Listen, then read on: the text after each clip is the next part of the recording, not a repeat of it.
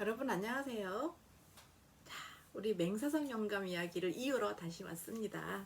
자, 지난 시간에 맹사성 이야기를 하다가 중간에 가장 재밌을 것 같았던 순간에 제가 끊었죠.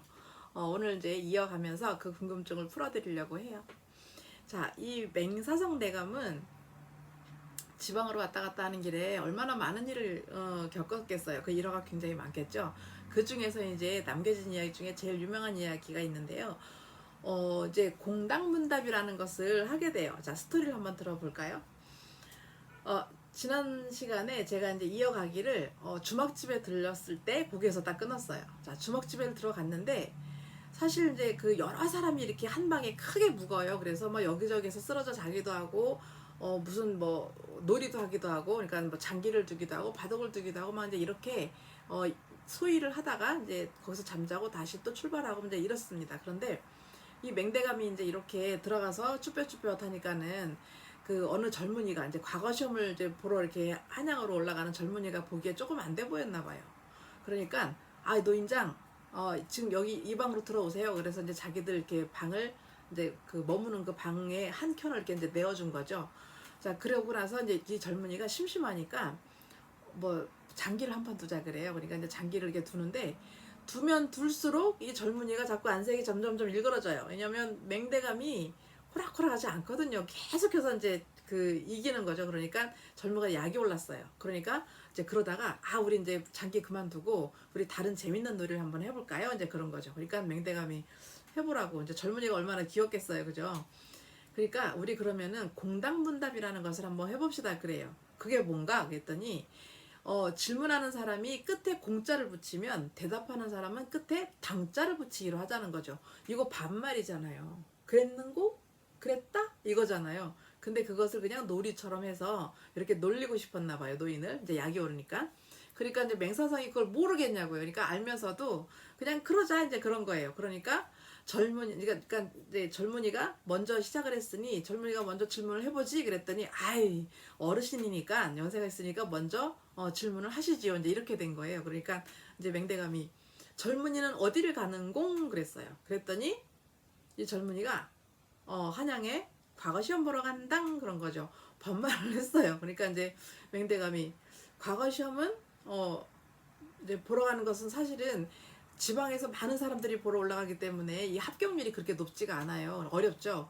근데 맹대감이 그 과거 시험의 시관, 그러니까 그 시험지가 올라오면, 답안지가 올라오면 그걸 이제 채점해 가지고 이렇게 누구를 채용할 것인가 이런 것을 이제 결정하는 그런 위치에 있었거든요. 그런 것들도 굉장히 많이 했어요. 그러니까 이제 맹대감이 그럼 내가 합격시켜 줄꼬?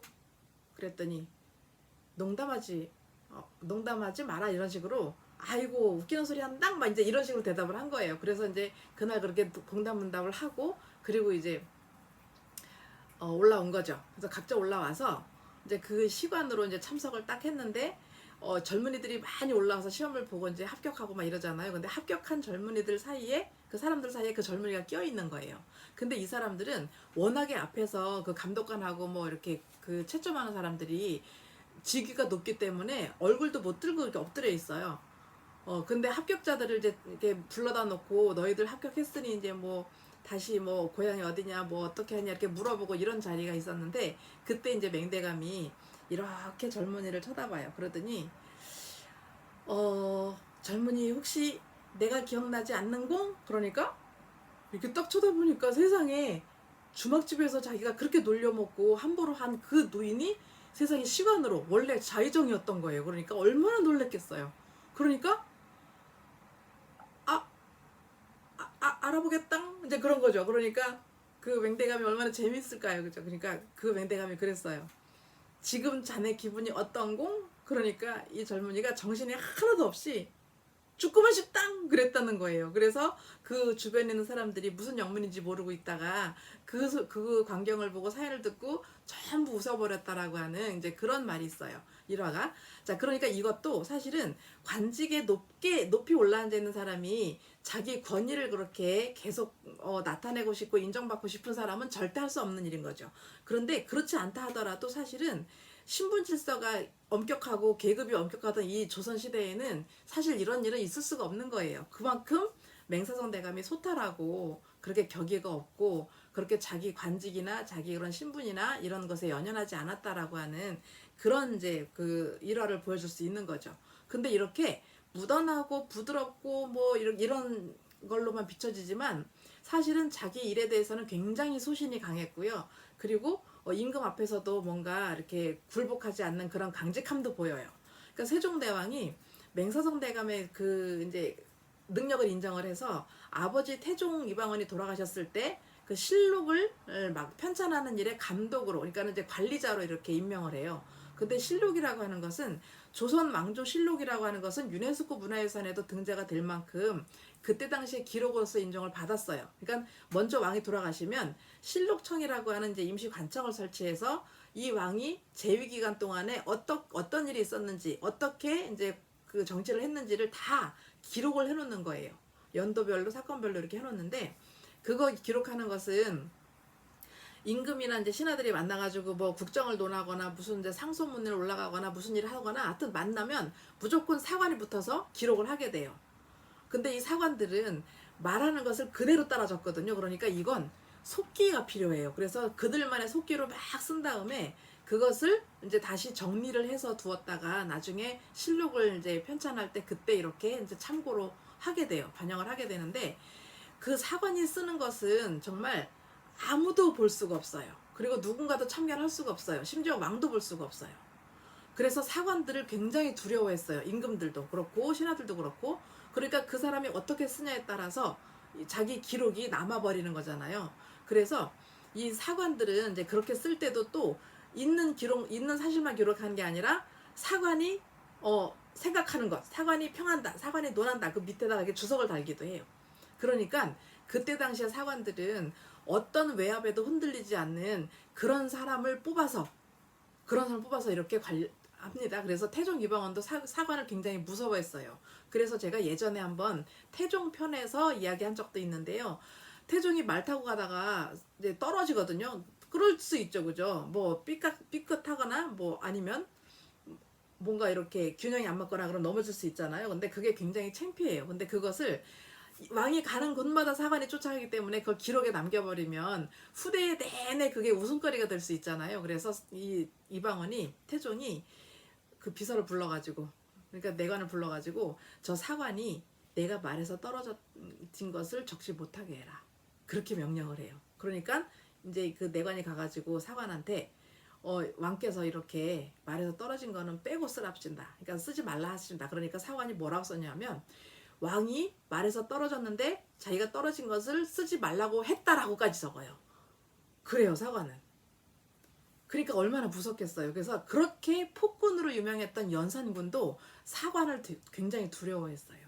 자, 이런 사관이 쓴 그런 기록이랑 그 다음에 관리들이 쓴 왕에 대한 그런 이야기, 관련된 이야기나 사건에 관련된 이야기, 이런 것들, 그 다음에 그 신하들이 개인적으로 쓴 문집, 이런 것들도 다 종합해서 참고해가지고 쓰는 것이 실록이에요. 그러니까 어떻게 쓰는지 왕들은 굉장히 궁금하잖아요. 더군다나 이제 아버지가 돌아가시고 나서 그 기록을 하게 되는 그 후대의 왕들도 사실은 본인도 연결돼 있잖아요. 왕자 시절, 세자 시절의 이야기도 있으니까. 그래서 그런 거 굉장히 궁금해요. 어떻게 쓸까? 그래서 그 성군이라고 하는 그 신하들 말을 잘 경청한다라고 하는 그 세종조차도 맹사성 영감을 불러다가 물어봐요. 혹시 내가 일부분이라도 좀 볼 수 있을까? 그런데 맹사성 영감이 칼같이 거절을 해요. 사관이 쓰고 그 다음에 이런 후대의 기록을 남기는 것을 왕께서 보시고자 한다면, 그리고 그것을 내용을 또 불리하다 싶어서 고치려고 한다면 어느 누가 이런 일들을 고지고대로 적으려 하겠느냐. 정권에 야합하고 그 다음에 권력의 눈치를 봐서 그렇게 있는 사실을 바꿔서 왜곡해서 쓸 수도 있고, 그러면 실록으로서의 가치는 잃어버리는 거다. 절대 안 됩니다 라고 딱 잘라 거절을 해요.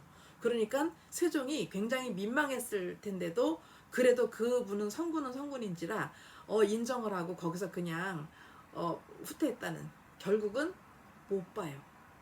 그 정도로 맹사성 영감도 굉장히 강직함을 자랑합니다. 자, 그런데 이분도 이제 연세가 드시잖아요. 그래서 이제 56세가 되던 해에 아버지가 이제 편찮으시다 그러면서 사직을 요청을 해요.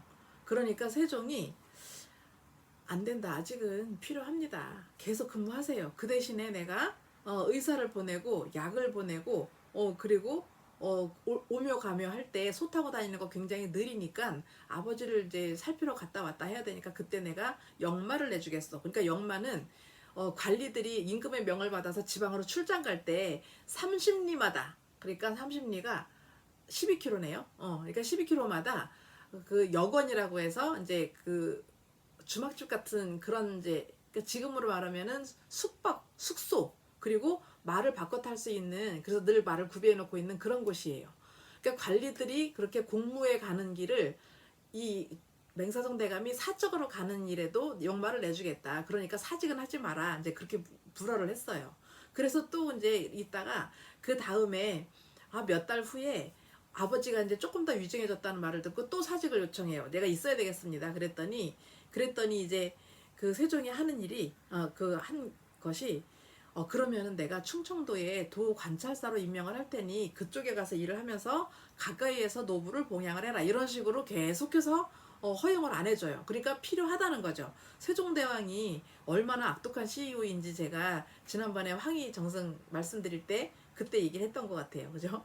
자, 그래서 계속해서 이렇게 이제 그 사임을 허락받지 못하고 일을 하다가 결국은 이제 나이가 너무 많이 들어서 이제는 더 이상 나이가 들어서 못하겠으니 이제 사직을 허락해 주옵소서 그래서 상태를 딱 보니까 더 이상 그렇게 업무를 수행할 만한 그런 상태가 아니다. 그래서 겨우 이제 이렇게 사직을 허락했다라고 하는 그런 이제 분입니다. 이분도 자 이분이 이제 돌아가셔가지고 이제 지금 아산에 계신데요. 그러니까 아산에 이제 가면 맹시행단이라고 하는 집이 있어요. 저택이 그곳이 맹사성 영감의 집이고요.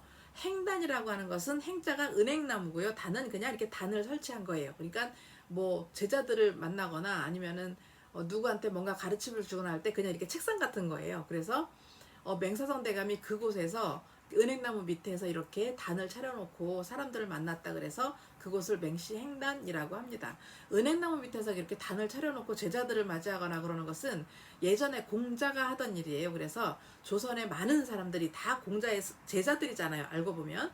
그래서 그런 식으로 이렇게 나도 하면서 이렇게 따라하는 것은 일반적인 일이었어요. 그래서 맹사성 영감도 이제 대감도 그런 식으로 집을 이제 은행나무 밑에서 이렇게 지내면서 활용을 했던 거죠.